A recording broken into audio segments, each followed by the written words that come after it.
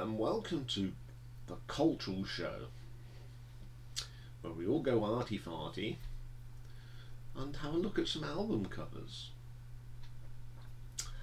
This one's a bit of a mixed one. I'd already penned it down to do, and someone says, "Can you do it?" So it's a bit weird, but yes, we're looking at Mike Oldfield's covers. It's only his studio albums. If we went into his box sets and God knows what, we'd be here until next Monday. But I'll probably do another show doing the rest of his stuff, because sometimes you have to limit it to what you can do because it takes a long time. So today we're going to look at his 26 studio albums and their covers. So because this is quite a bit of a long one today, we will start. So number 26 is from 1987, and it's the cover of Islands. Yeah. Not inspiring, is it? That's quite a big island to me, because there is one island and it's just off the coast of the Dominican Republic, and you can walk round it. It's 2 minutes. Yeah, 2 minutes. And I went when I was there. It was a week after Hurricane Irma. So this little island was even smaller, the guide said. So I've walked around a small island in 2 minutes. So this is not very inspirational. So we move on to the next one. Coming in at number 25 is from 1990, and it's Amawak. He doesn't make a good picture, does he? He doesn't even smile. Oh well. Let's move on. Coming in at number 24, we got 1978's Incantations. Again, come on, Mike, smile. Like the background he's in though, and there he's in his 70s threads.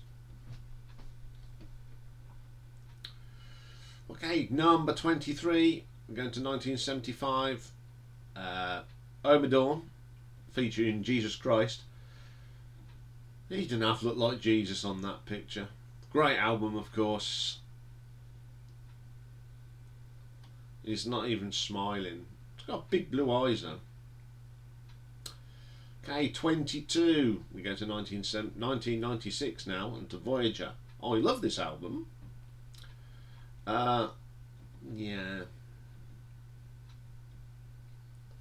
The blonde hair doesn't suit him for a start. I like the volcano type thing in the background though. Pretty cool. Number 21 then, from 1984. Discovery. I've never met such a person that looks so miserable. I wouldn't be miserable if I've got the money he's got. Good album though. Coming in at number 20. Light and Shade.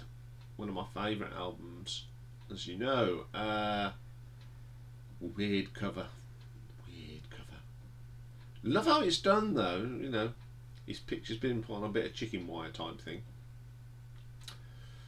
Okay, number 19, 1999's Guitars. Yeah. Moody. With his highlights. I'm not going to say too much, because when I was a bit younger I had some highlights, but that's another story. Okay, we'll move on swiftly then with that one. Coming in at number 18, we've got the first of the Tubular Bells covers. This is from Tubular Bells 3 from 1998. I think they could have chose a better background, because you just can't see the Tubular Bells. Iconic though, isn't it? See that, it's Mr. Oldfield. Okay, number 17. back to 1982, I think. Or was it 80? Somewhere in the 80s. I didn't put the year it was out. QE2, like it's the side of the boat type thing. And that little white dot in the corner is actually a hole in the cover. Pretty damn cool. Okay, coming in at number 16 then, another album from '84. It's the soundtrack to the brilliant film Killing Fields. I love that picture. It's really, really good. Okay, coming in at number 15, another of the Tubular Bells. This is Tubular Bells 2003. I thought they could have done it a little bit more spectacular. Okay, it's a different picture than on the original, but still not very... could have done something a bit better, I think. Okay, coming in at number 14 is from 1989, Earth Moving. Bit of a weird one that is, but stands out quite well. Okay, number 13, we've got from 1991, Heaven's Open. Very clever little cover that is.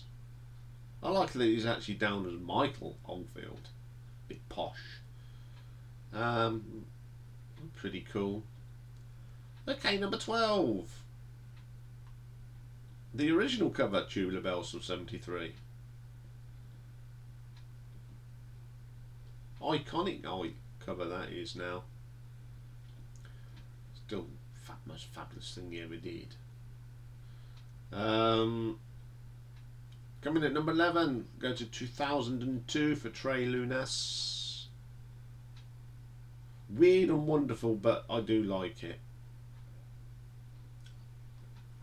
Okay, number 10, another of the sort of Tubular Bell sort of thing. This is the Millennium Bell from 1999. That's a pretty cool cover.